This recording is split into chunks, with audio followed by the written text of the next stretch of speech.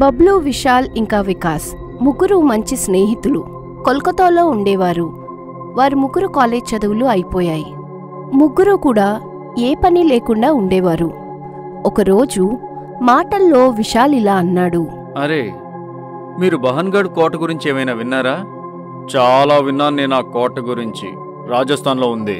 చాలా పాతది, ఇంకా భయంకరమైనది ఆ కోట. అది భూతాల కోట అని జనం అంటుంటారు. అందుకనే సూర్యాస్తమయం కంటే ముందే అక్కడికి వెళ్ళడాన్ని బంద్ చేస్తారు. అప్పుడు బబ్లు నవ్వుతూ ఇలా అన్నాడు. అరే వికాస్ గారు, మన తర్వాత డెస్టినేషన్ అదే, బహన్గఢ్ ఫోర్ట్. నేను రాను మీ అందరితో పాటు. మీరు ఎప్పుడు నన్ను విసిగిస్తూ ఉంటారు. అక్కడ మీరు ఏదైనా ఆకతాయిగా చేశారంటే నేను రాను మీతో పాటు. వికాస్ కనిపించింది తను వద్దంటాడని. తనొద్దంటే కనుక ఇద్దరు స్నేహితులు కూడా భాన్గర్ ఫోర్ట్ వెళ్లకుండా ఆగిపోతారని. కాని ఇంకొకటయింది. సరే, నువ్వు రాను అంటే రావద్దు, మేమిద్దరం వెళ్తే వెళ్తాం కదా. ఇది విని పాపం వికాస్ కూడా ఒప్పుకున్నాడు. ఎందుకంటే అతను తన స్నేహితులు లేకుండా ఒక్కడూ ఉండలేడు కాబట్టి. ముగ్గురు ట్రైన్ ఎక్కి రాజస్థాన్కి బయలుదేరారు. రాజస్థాన్లో కారు, బస్సు మారుస్తూ వాళ్ళ ముగ్గురు కూడా అలా కోట చేరుకున్నారు. భాన్గర్ ఫోర్ట్ చాలా పెద్దది, చాలా విశాలంగా ఉంది. ఎలా అనిపించిందంటే అది అందర్నీ మింగేస్తుందని. చాలా పాతది, ఇంకా కూలిపోవడానికి కూడా సిద్ధంగా ఉంది. నేను అప్పటి నుంచి ఆలోచిస్తున్నాను, జనం ఎందుకు ఇంత భయపడుతున్నారు దీంతో. ముగ్గురు స్నేహితులు కోటలోకి టికెట్ తీసుకుని లోపలికి వెళ్లి తిరిగారు. కోట లోపల నుంచి చాలా విశాలంగా పెద్దగా ఉంది. చాలా పాతగా ఉంది. ఇంకా పెద్ద పెద్ద గదులు కూడా ఉన్నాయి. ఒక పెద్ద కొలను కూడా ఉంది. ఇంకా కోటలో రాజా మహారాజులు వాడిన చాలా వస్తువులున్నాయి. అన్నీ చూడదగినవి. చాలా దేశీ విదేశీ పర్యటకులు కోటని చూస్తున్నారు. మెల్లిగా సాయంత్రం అయ్యింది. వెంటనే లోపలికి సెక్యూరిటీ గార్డ్స్ వచ్చి గట్టిగా అరవడం మొదలెట్టారు. పదండి అందరూ, సాయంత్రం అయ్యింది. ఇక మీదటి ఇక్కడ ఉండడానికి అనుమతి లేదు. గార్డ్ మాట విని అందరూ బయటికి వెళ్ళిపోయారు. కానీ విశాల్, బబ్లూది వేరే ప్లాన్ ఉంది. మనం ఒక పని చేద్దాం, ఈ రాత్రికి ఇక్కడే ఉందాం. ఇంకా చూద్దాం, జనం ఈ కోట గురించి ఏదేదో చెబుతున్నారు కదా, అదంతా నిజంగా నిజమా లేదా అబద్ధమా? లేదు లేదు, చస్తావా ఏంటి? అరే ఏమీ కాదురా, మనమంతా చదువుకున్న యువకులం, మనం భయపడకూడదురా. పద, ఏదైనా చిన్న రూమ్ లో దాక్కుందాం. అప్పుడు బబ్లు, విశాల్ ఒక రూమ్లోకి పరిగెత్తారు. అప్పుడు వికాస్ చూశాడు. ఒక సెక్యూరిటీ గార్డు చాలా బలంగా ఉన్నవాడు వికాస్ వైపు నడుచుకుంటూ వస్తున్నాడు. ఇప్పుడు వికాస్కి అర్థం కాలేదు ఏం చెయ్యాలో. పరిగెత్తాడు. ఒక రూమ్లోకెళ్ళి దాక్కున్నాడు. కోట విశాలమైన గేటు మూయబడింది. ఇప్పుడు అర్ధరాత్రయ్యింది. వికాస్ ఒక రూంలో ఉన్నాడు. ఎటువైపు చూసినా చిమ్మ చీకటి. వికాస్కి ఆ రూములో విచిత్రమైన శబ్దాలు వినిపించసాగాయి. బబ్లు, విశాల్, ఎక్కడ మీరిద్దరు? నాకు చాలా భయమేస్తోంది. వికాస్ ఇద్దరికి ఫోన్ చేశాడు. వాళ్ళిద్దరికీ కాల్ కూడా వెళ్లలేదు. అప్పుడే విశాల్ మొబైలు ఎవరో తీసుకుని కోట బయట విసిరేశారు. వికాస్ తన ముందు చూసిన దృశ్యానికి పై ప్రాణాలు పైకే పోయాయి. తన ముందు ఒక భయంకరమైన దెయ్యం ఉంది.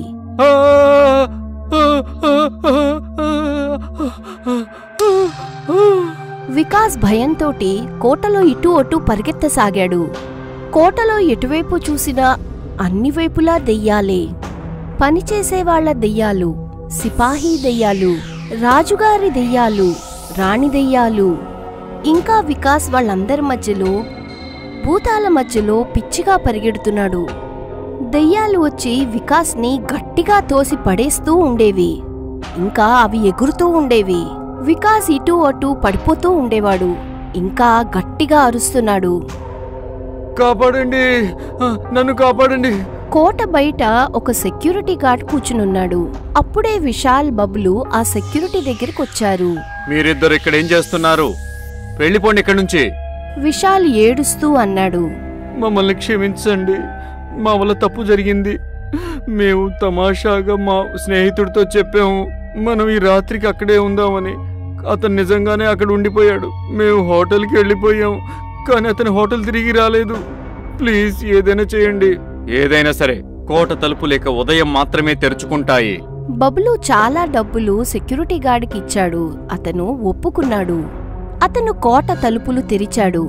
ముగ్గురూ కూడా వికాస్ని వెతకడం మొదలెట్టారు. వికాస్, వికాస్, ఏంటి మా మాటలు వినపడుతున్నాయా? అప్పుడే అనుకోకుండా సెక్యూరిటీ గార్డ్ మీదకి దెయ్యం దూకింది. ఇంకేముంది, సెక్యూరిటీ గార్డ్ కూడా దెయ్యంలా మారిపోయాడు. బబ్లు పరిగెత్తు! సెక్యూరిటీ గార్డ్ లో ఉన్న దెయ్యం వికాస్ని బబ్లుని చంపడానికి వెనకాల తరిమి కొట్టింది. ఇద్దరు స్నేహితులు దెయ్యం నుంచి తప్పించుకోవడానికి ఇటూ అటూ పరిగెత్తసాగారు. బబ్లు విశాల్ పరిగెడుతూ కోటలో ఒక మూలకి చేరారు. ఆ మూల వాళ్లకి విశాల్ కూచుని కనిపించాడు. వికాస్, వికాస్, నువ్వు స్పృహలోనే ఉన్నావా? వికాస్, మనం వెళ్దాం ఇక్కడి నుంచి. మన మీద ఏ క్షణంలోనైనా దాడి జరగచ్చు. బబ్లు ఇంకా విశాల్ వికాస్ని అక్కడి నుంచి తీసుకుని కోట బయటికి వెళ్లసాగారు. మూసివేసిన కోట ముఖద్వారం దగ్గరికొచ్చి ముగ్గురు ఆగిపోయారు. అయ్యో, ఈ తలుపులు మూసుకున్నాయే, ఇప్పుడు ఏం చెయ్యాలి? అయ్యో, ఎలాగా? కోట నుంచి బయటికి వెళ్ళడానికి ఇంకో దారైతే ఉంటుంది కదా? అప్పటి వరకు ఏమీ మాట్లాడని వికాస్ ఒక్కసారిగా మాట్లాడసాగాడు. కోట నుంచి బయటికి వెళ్ళడానికి ఇంకొక దారుంది. ఏం దారది? ఆ దారేంటంటే మీ ఇద్దరి చావు. అకస్మాత్తుగా వికాస్ గట్టిగట్టిగా నవ్వసాగాడు. నవ్వుతూ నవ్వుతూ వికాస్ ఒక భయంకరమైన దెయ్యమయ్యాడు. వికాస్, వికాస్, మేము నీ మిత్రులం, గుర్తు చేసుకో. మిత్రులా? నా మిత్రులు లోపలున్నారు. అలా అనద్దు వికాస్. సారీరా, మా వల్ల తప్పు జరిగింది. మేము నిన్ను ఆట పట్టించాం. వికాస్, మేము నీ మిత్రులం కాకపోతే మరి ఇంకెవరం? గుర్తు చేసుకో ఒకసారి. గుర్తుపట్టాను, మీ ఇద్దరు ఎవరో. ఎవరైతే మేము? మీ ఇద్దరు నా ఆహారం. ఇలా అంటూ వికాస్ బబ్లు ఇంకా విశాల్ మీద పెద్ద అటాక్ చేశాడు. ఇంకా ఇద్దరిని చంపేశాడు. తర్వాత వికాస్ దెయ్యం చీకటి కోటలోకి నడుచుకుని వెళ్ళిపోయింది. ఇంకా ఎప్పటికీ కూడా భాన్గర్ ఫోర్ట్ రహస్యంలోకి మాయమైపోయారు. భూతం మారింది పెళ్లి కూతురిగా. రంజన్కి ఆ రోజు పెళ్లి జరిగింది. ఆ రాత్రి రంజన్ మేడ మీద తన స్నేహితులతో మాట్లాడుతూ ఉన్నాడు. మన కాలేజీ రోజులే మస్తుంటుండేరా. మళ్ళీ మన బ్యాచ్ అందరం కలిసి ఎంజాయ్ చేయాలరా. రంజన్ యొక్క భార్య వచ్చింది. వినండి, నాకు కింద ఒక్కదాన్నే ఉండడానికి భయంగా ఉంది. మీరెప్పుడొస్తారు? క్షమించు వదినా, మేం మర్చిపోయాము మా స్నేహితుడికి పెళ్ళయిందని. పోరా రంజన్, మేం కూడా బయలుదేరతాం. అలాగే, వాళ్ళని పంపించరండి, నేను కిందికి వెళ్తున్నాను. అరే రంజన్, నువ్వు మాతో ఉండాలనుకుంటున్నావా వదినతో ఉండాలనుకుంటున్నావా? మనమేంటి ముచ్చట్లు మొదలు పెడితే అసలు ఆగను కూడా ఆగం. కానీ నువ్వు వదినని జాగ్రత్తగా చూసుకోవాలి కదా. అరే పదరా మామ, పద, మనం కిందికి వెళ్దాం. నేను కూడా ఇంటికి వెళ్ళాలి. స్నేహితులు వెళ్లిపోయారు. రంజన్ గదిలోకొచ్చాడు. పెళ్లికూతురు కిటికీ దగ్గర నిలబడి బయటకు చూస్తూ ఉంది. కంగారు పడ్డావా? ఈరోజే కదా మన పెళ్ళయింది. అలవాటు పడ్డానికి టైం పడుతుంది. రంజన్ ఆమె వెనుకగా వెళ్ళాడు. కల్కి, ఏదైనా మాట్లాడు. రంజన్ ఆమె భుజంపై చెయ్యి వేసి వెనుకకు తిప్పాడు. అప్పుడు ఆమె మొహం చూసి రంజన్కి మతి పోయింది. ఎవరు నువ్వు? నువ్వు కల్కివి కాదు, నువ్వు కల్కివి కాదు, నువ్వు దయానివి, దయానివి. అవును, నేను భూతాన్ని. మోసం, నువ్వు నా భార్యవు కాదు. కల్కి, కల్కి ఎక్కడుంది? నేను తన్నే ప్రేమించాను. నేనే కల్కిని. అంటే నువ్వు నన్ను మోసం చేసి పెళ్లి చేసుకున్నావా? నాతో ప్రేమ నాటకం ఆడావు. నీ ఈ రూపము అంటే కల్కి మనిషి కాదు, దయ్యం అన్నమాట.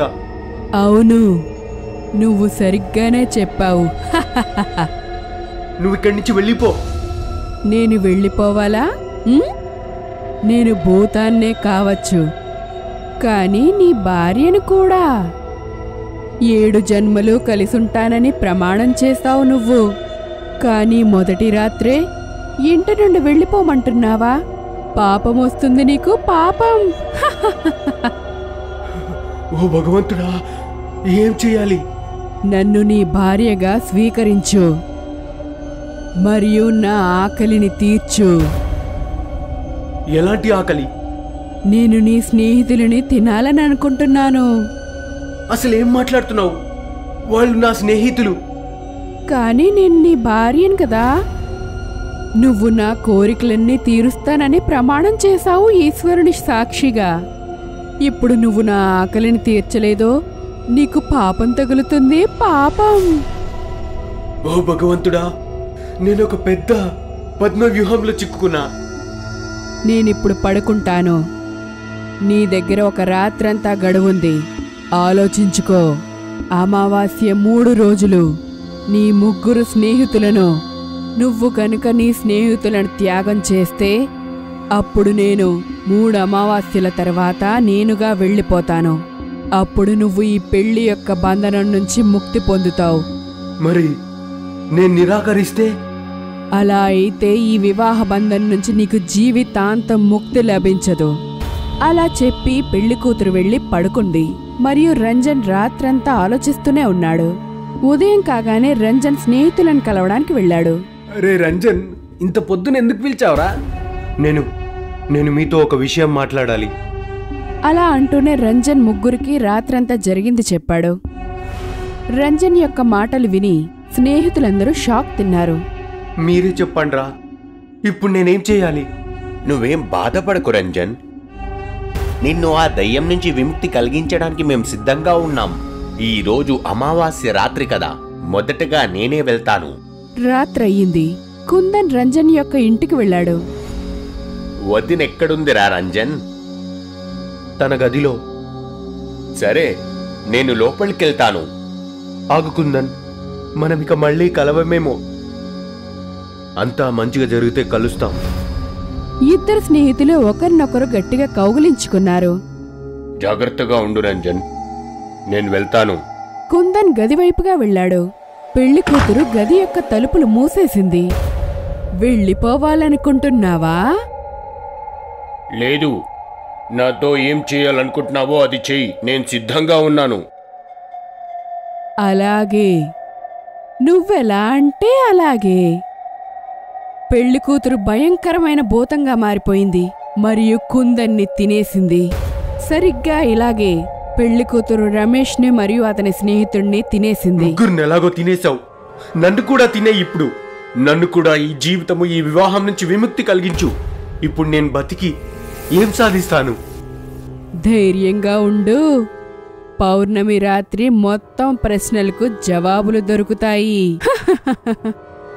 పౌర్ణమి యొక్క రాత్రి రానే వచ్చింది. ఆకాశంలో చంద్రుడు కూడా వచ్చాడు. చెప్పు, ఏం చెప్పాలనుకున్నావో? నన్నడగవేంటి ఎందుకిలా చేశానని? నిన్నిప్పుడు అడిగి ఏం లాభం? నా స్నేహితులందరి ప్రాణాలు తీశావు. సరే, అలాగే నేనే చెప్తాను. 6 సంవత్సరాల క్రితం సంగతి. మనోహర్ అనే వ్యక్తిని నేను ప్రేమించాను. నేనతన్ని చాలా ఇష్టపడ్డాను. ఒక రాత్రి మనోహర్కి నాకు పెళ్లి జరిగింది. అది అమావాస్య రాత్రి. పెళ్లి తర్వాతే నాకు మనోహర్ యొక్క అసలు స్వరూపం తెలిసింది. మనోహర్ మరియు అతని యొక్క 3 స్నేహితులు కలిపి నాపై అత్యాచారం చేశారు. తర్వాత నన్ను చంపేశారు. కానీ చనిపోయిన తర్వాత నేను ప్రతీకారం తీర్చుకోవాలనుకున్నాను. కానీ మనోహర్ అతని స్నేహితులు నిప్పుల్లో కాలిపోయి ముందే చనిపోయారు. నేను ప్రతీకారం అనే అగ్నిలో కాలిపోతూ ఉన్నాను 6 సంవత్సరాలుగా. కానీ నా ప్రతీకారం చల్లారలేదు. తర్వాత ఏమైంది? తర్వాత నాకు నువ్వు కనిపించావు. నీ 3 స్నేహితులు దొరికారు. అప్పుడే నేను నిశ్చయించుకున్నాను, నేను మీ మొత్తం అందరినీ చంపేసి నా ప్రతీకారం తీర్చుకోవాలనుకున్నాను. అందుకనే నేను నిన్ను ప్రేమించాను మరియు పెళ్లి చేసుకున్నాను. నువ్వు నా 3 స్నేహితులను చంపేశావు. నేనొక్కనే మిగిలాను. నన్ను కూడా చంపి నీ ప్రతీకారం పూర్తిగా ముగుస్తుంది. లేదు రంజన్, నీ స్నేహితులందరినీ చంపిన తర్వాతే నాకు తెలిసింది ఈ ప్రపంచంలో అందరూ ఒకే విధంగా ఉండరు అని. నీ స్నేహితులు నిజంగా దేవతలు. నువ్వు కూడా చాలా మంచివాడివి. నేను నిన్ను చంపాలనుకోలేదు. నేను నీ ముందుకొచ్చి వేడుకుంటున్నాను, నన్ను కూడా చంపేయి. ఇక నేనొక్కరిని జీవించలేను. నేనిప్పుడు ఈ ప్రపంచం నుండి వెళ్ళిపోతున్నాను రంజన్. ఏంటి, నువ్వు వెళ్ళిపోతున్నావా? నేను వెళ్ళిపోతున్నాను, కానీ నీ ముగ్గురు స్నేహితులను తిరిగిచ్చి వెళ్తాను. నా ప్రతీకారం అనే జ్వాలాగ్ని శాంతించింది. నేనిప్పుడు ఎవరి మీద ప్రతీకారం తీర్చుకోను. నీ స్నేహితులు నీ కోసం ఎదురు చూస్తున్నారు రంజన్. వెళ్ళొస్తాను. ఆ విధంగా చెప్పి పెళ్లికూతురు మాయమైపోయింది. అప్పుడు రంజన్కి ఒక గొంతు వినిపించింది. అరే రంజన్, ఎక్కడున్నావు నువ్వు? రంజన్ పరుగున బయటకొచ్చి చూశాడు. తన ముగ్గురు స్నేహితులు తన కోసం ఎదురు చూస్తున్నారు. రంజన్ పరిగెత్తుకుంటూ వెళ్ళాడు. ముగ్గురిని పట్టుకొని ఏడవడం మొదలెట్టాడు.